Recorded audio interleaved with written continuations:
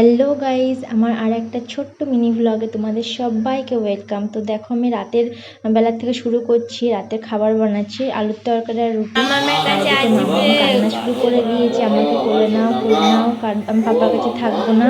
তারপর আমি বাধ্য হয়ে কোলে নিলাম আর আটা মাখছি। এদিকে ওর পেয়েছে ঘুম, তার জন্য ও এত কান্নাকাটি করছে।